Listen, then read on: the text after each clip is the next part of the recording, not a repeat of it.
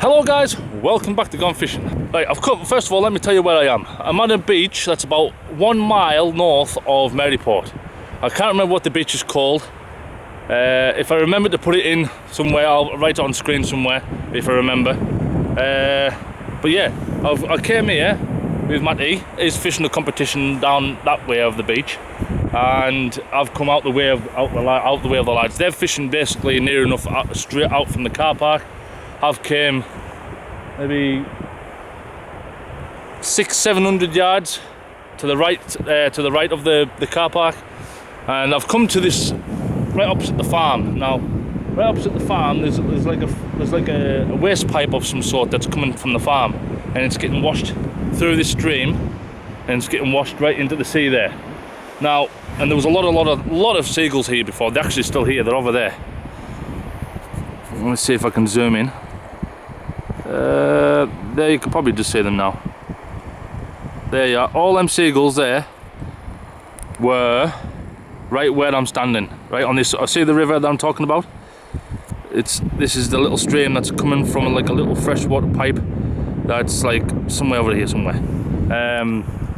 Yeah, so I wanted to fish here because you've always heard them stories, follow the birds. I know it's a bit cringy, but yeah, I followed the birds, and I parked up here, set up my gear, I've completely changed my rigs, guys. Now, every single rig that I had previous to my last video, I've cut them all up, and I've remade them, and I've put 50-pound shock leader, clear 50-pound shock leader, and 30-pound amnesia for my hook snoods. Now, I've downsized the hook size as well. See, I've always used 4-oar hooks, and now I've downgraded to 2 oars and 1 oars. And I think, to be honest with you, today it has paid off already.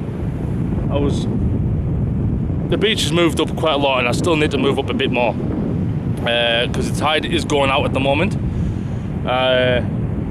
I'm fishing until just before it starts to get dark, just because I had forgot to bring my headlamp. And the comp finishes at 9 o'clock, and by 9 o'clock, well, by 8 o'clock it's going to start to getting dark. So I don't want to be stuck out here at night with no light.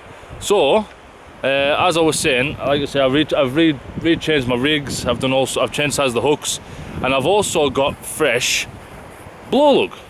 Now, for the channel, I've hardly used blow lug. I have in the past, but it's been a long time since I've used lugworm on the channel. And first cast I done was an up and over rig, which is on the tripod now. An up and over rig, which, as you can maybe tell, it's the length of the tripod near enough. It's a lot longer, like I would say twice, maybe 3 times. No, I would say twice as long as my normal up and over rigs that I normally do. I've made these traces a lot longer, just because I just wanted to change. I just wanted to change something because I wasn't catching any fish at all. You all know I was going out blanking all the time. I was uploading videos and I wasn't catching any fish. Now I thought to myself, right, I need to change as much things as I possibly can. So I changed the lines, I've changed the rig styles, changed the hook sizes, changed baits, and it's paid off, guys. First cast, like I said, with the up and over, with the 2-oar hook, and I've got myself a 31cm place. Now, it's in the bag at the moment, but I'll get it out in a second. I was going to put it back, but unfortunately, it absolutely just engulfed the hooks. Now, because the hooks are small, these hooks that I'm using, that's on that rig at the moment, are 1-oar, one 1-oar and 1 2-oar, and I'll just put straight lugworm on. Yes, it's a pennel. I know I shouldn't have really used a pennel, but I was desperate for a fish, so I used 2 small, very small hooks, just to get that extra chance of actually hooking the fish instead of it, whatever, instead of losing it. So yeah, it paid off. I got myself a 31cm fish. Now, because don't be laughing now, because I've been on a diet now, because as you can probably tell, some of the times in the videos I've been out of breath. I had one guy comment on one of my videos, and I was walking to the pier and I was talking into the camera, he told me that I need to start losing weight because it sounded like I was out of breath and I was unfit. And to be honest with you, whoever you were, I can't remember who you were, I totally agree with you. Now, I've been on the diet just a little bit over 2 weeks now. This is God's honest truth. I was 19 stone 7 and now I'm 18 stone 8, 9. So I've almost lost a stone, guys, just in 2 weeks. And I'm sick of eating chicken. I am absolutely sick to death of eating chicken. Now, I said to myself, right, this fish is good hooked. It's legal size. Legal size here is 24, I think. No, 27, sorry. And this fish was 31. And it wasn't going to go back. So I said, fine. I knocked it on the head. I'm going to take it home and I'm going to eat it. Now, when I show you the fish later on, I'm going to clean it because there is a bit of blood on it. Because, like I said, it was good hooked. So I'll give it a clean later on, and I'll show you later on. Because I need to stop talking and move my rod up a bit, because now it's about 30 yards away from the shore. So I'm going to bring this one in, move up, cast this rig out, and then I'll get back to you. Hello guys, right, I'm just going to explain what a pulley dropper is. Now, the majority of you know what a pulley dropper is, but if the people that don't know, I'm going to explain it to you right now. Of course, you'll need a swivel, then your rig body. On this occasion, I've used 50-pound Daiwa. No, it's not. What am I talking about? Daiwa. ASO, however you want to pronounce it. Hard skin, I think it is. No, it's in there. Give me 1 second.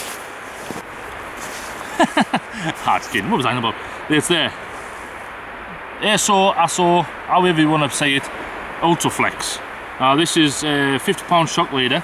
Now that's what I'm using for my rig bodies. So again, swivel, rig body, 4.5 feet long, and I've told you earlier, that's what I've changed in my rigs. I've made them a lot longer, and 4.5 feet is about, like I said, double on what I was using before. And then you want to put a bead on, then either a swivel or a pulley bead, and then another bead, and then after that you want one of these Gemini clips like that, and then after that another swivel, and on mine I've put an imp, just because I'm not using an impact lead. Now an impact lead has basically like a sort of like a bait clip built in and a shield, so which will pop it off when it hits the water. In this case I'm using a cheaper version, which is just an imp with a plain grip lead. And then for the snood, for the hook snood, however you want to pronounce it, you've got your Gemini clip attached with a small swivel, and then on that you use your rig your hook snood, like I said, and then on the end of that I've got a 1/0 Chinook cox and row and a 2/0 Chinook cox and row. I know I shouldn't be really using a pennel on a sandy beach like this, but you never know. It gives you that extra. It gives you that extra chance of actually hooking a fish. And then all you do is you hook your bead, your swivel or your pulley bead up onto your main line, so it's like this, okay? So then you've got the swivel just dangling, all right? Now the imp, not the imp, the Gemini clip that's got that small hook on, you need to hook that hook into the eye of the swivel. Now let me see if I can do this without it hooked up. There you are. So it's like that, basically. Can you see? I hope you can see. So it's basically like that. So you hook the swivel on like that, and then you hook your hook onto the imp or onto your impact lead. And then when that lead hits the water or hit the ground, hit the seabed, that will pop off there, and then your hook snood will fall all the way down towards the lead, and it will act like a running ledger rig. And then when you come to bring it in, if you've got a decent sized fish, a heavy enough fish, heavier than the lead basically, it'll act just like a pulley rig. So that's your bait there, that's getting pulled by a fish, and then your lead's getting pulled up out of the rocks or sand, and then you're free to just bring it in as normal. And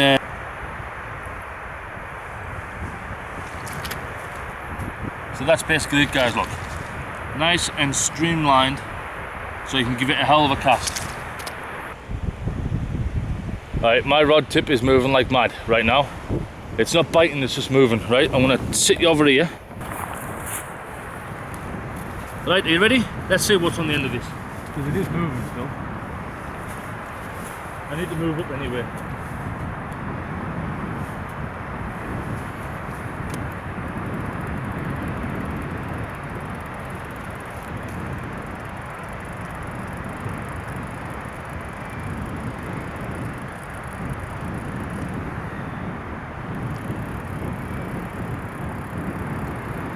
I think I've got a fish, guys. It's not very big, but there's definitely some weight there. Now the best thing to do really, like normally I would panic and I would reel like mad. Now I'm not going to reel like mad because I know if it's a place, which I think it could be, you don't want to reel too hard because you'll be bumping the line and it could pop it off. Now I'm just going to gently keep the bend in the rod, keep it nice and tight, and just reel it in nice and slowly, and making sure that I've got my line on the reel nice and evenly for the next cast. Because if also what happens is, if you panic and you're dying to get this fish in as quickly as possible, and you're not focusing on getting the line level on your reel, you could lose it. And I think I have got a fish. It's on the beach right now, but it's nothing moving.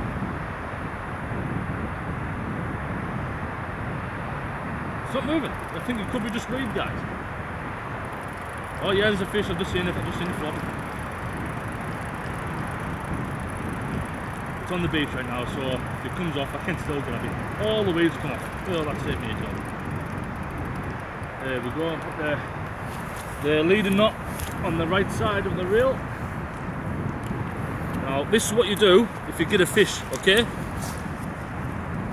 Don't worry about the fish just yet. Unhook your trace with the fish still attached. Grab your other rig, flip it on, and go and scoop it out. And now I'll be back in a second. Just move this up.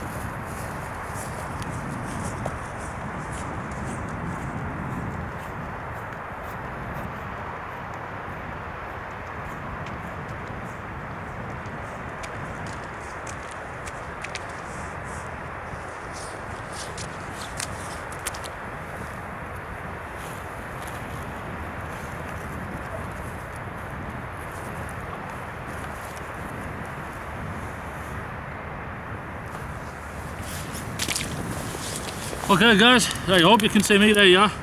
Small place. Let me see. I'll go and get the... Stop flopping! Let's see how big it is. I know for a fact it's not big enough, but we'll give it a measure. Actually, we'll unhook it first. There we are. Nice little place. Now, it measures like legal size is 27. Now this fish, believe it or not, is 27 and a half. But that, to me, is a very, very small fish. Well, you can maybe just get it on 20, 28 if you stretch it. There you are. Marks there, 28. Like I say, it's too small for me, so we'll go and release this fish. Okay, well, okay. Right, we'll leave everything here, and we'll go and release this fish.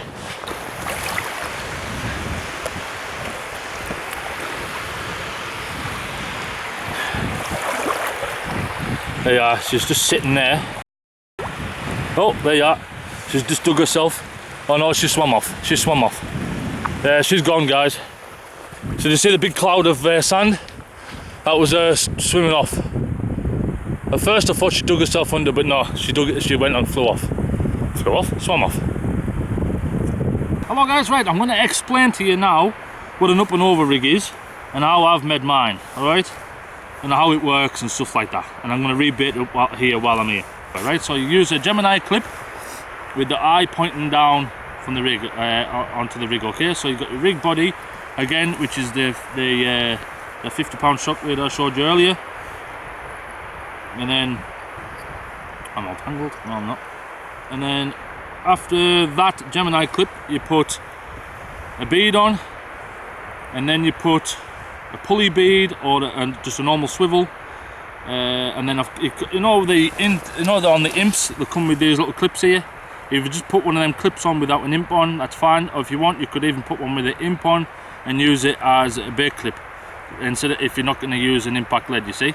And then you put another bead on to protect your knot, and then swivel, and then your hook snood. Right? I've already told you my hook strengths, my line strength and hook sizes and stuff like that. So basically, hook snood over the top of the Gemini clip at the top, and then you clip your hook on the bait clip at the bottom, like so. Alright, so then it's nice and streamlined. So then when the bait hits the water, when the lead hits the water, it unhooks from there, and then you've got the length of your rig, of your rig body, and again out away from the lead. So in this case, I think on this one it's about 7 feet long. Now that is long. Let me try and see if I can untangle, because I've untangled it now. I've tangled it up now. Give me a sec. So as I was saying before I got tangled up, once the lead hits the water, or hits the seabed, alright, it will unclip itself from the top clip and the clip on your lead, and then your lead will stop at that swivel, and then you've got all this hook snood that you've put over the top and down again onto your bait. Now, like, I'm 6 foot tall, and apparently if you hold your arms out like that, that's 6 foot. Okay, that's your height. So that is 6 there, and then about a foot there. So that's about 7 feet. So 7 feet away from the lead. Now I think that's one of the reasons why I've been catching the place on this rig specifically, is because it's so far away from the lead, and it's moving nicely in the tide with a bait on there, and it's moving nicely, rolling around in the tide, and that place just can't resist it, and it's absolutely smashing these baits. Now, for fresh bait like this, a bait and needle could be a lot better for you to thread a worm on, because you know it's very simple to use a bait and needle. But if you can put a worm on the hook without a bait and needle, without piercing the worm with the hook point, then you class yourself as oh, say I'm not classed as a good fisherman, I've just popped it. And then you just thread the worm on like so. There you are. I've sort of kept mine without popping, sort of. And then some people keep the tail on, but in my case I keep a tiny piece on, just a tiny piece dangling there, and that's basically it. One little bit worm. That's what I caught my first fish on, my keeper. So what I'm going to do, I'm going to move that up the line, and I've just got a message, and I've just got another message, and then I'm going to put this. Oh, this one's going to pop on its own. Look. So what you can do to pop them, let them hit the deck, and then all the guts and everything pop out. Right? Some people like to pop them before they put them on the hook. I really don't care, to be honest.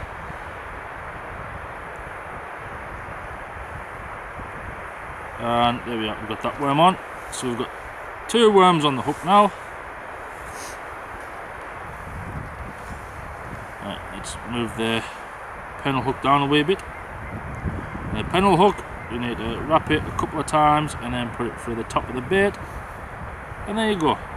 Nice streamlined place bait. Now I'm going to hook this onto the tripod, bring this rod in, move up a touch, and do the same thing again. I've been running around like a madman because I went and caught myself. Actually, tell you what, I'll show you in the water. Now, you'll think, if you look at it carefully now when I show you, you'll think I've foul hooked it, but I actually haven't. I've caught it on the pennel hook. Now this is why I used the pennel, because of this specific reason. Look at this little baby thorny, absolute tiny. Now look where that's the main hook. Now the line, if you follow it up, it's going underneath, and it's in it, the pennel's in its mouth. Now I'm going to quickly unhook it. As you can see, look, I dug a little hole for it to sit in while I went and moved my rod further out. I've been on the phone, well, a text message to Matt who's in the comp. Here they've had a bunch of thornies down there as well, around about this size. So I'm going to quickly get the hook out, measure it up, and then get it released. Give us 1 second. I'll put you on this pile of sand that I've dug out. Right, where you at, little fella? Oh, just spat all this water out. And it's a little baby male. Right, now I'm getting the hook out of a pennel. It'd be a lot easier if I cut the main line off, cut this hook off. How am I going to do that? Let's see if I can. I won't be able to snap it. Let me see if I can go and get a pair of scissors. Now I just realised my pair of scissors is up on the hanging on that bag that's on the tripod. Now, if you've hooked it on a pennel hook, right? If you've hooked it on the pennel hook, you can easily just cut off the main hook, right? So then now all you need to do is pull loose, and then that hook that's in there will rust away unless you can grab hold of it, which I can't because it's swallowed it. Open your mouth, guy. Open your mouth. There you are. Nah, it's not gonna let me in. So as you see, guys, got ourselves a really small thorny. Now, the size of this thorny is from tip to, from nose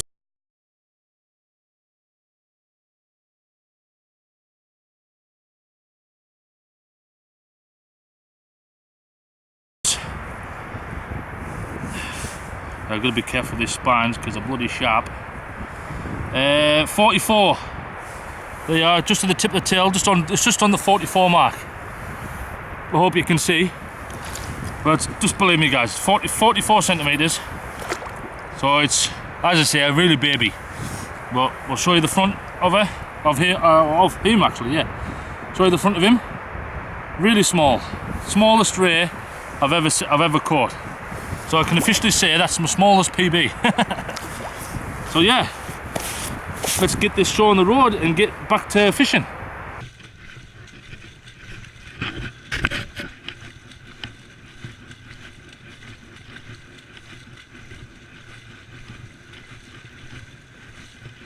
This might be deep enough, I think.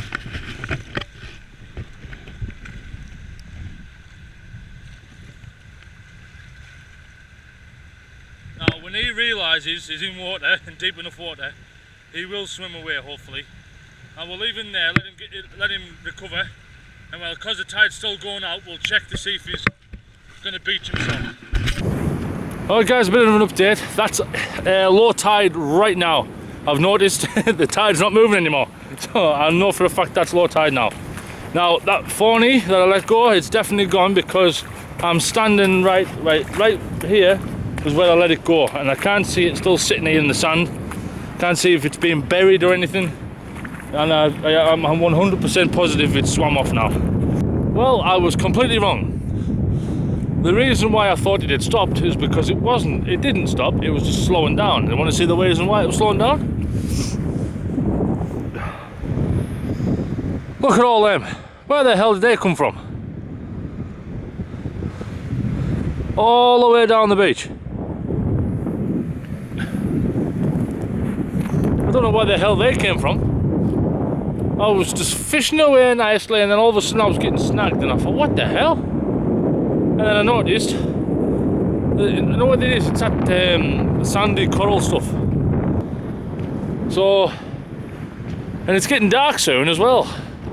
Yeah, because now I'm on this kind of ground, I've took the lugworm off, and I've put some small bluey sausages on. Right. Somebody asked last time what a bluey sausage is. A bluey sausage is. A bluey sausage, right? A bluey is. Let me get one out. Here we are. Don't ask what that's coming out of its backside, but yeah, that's a bluey. And a bluey sausage is just that filleted and wrapped into a sausage shape, like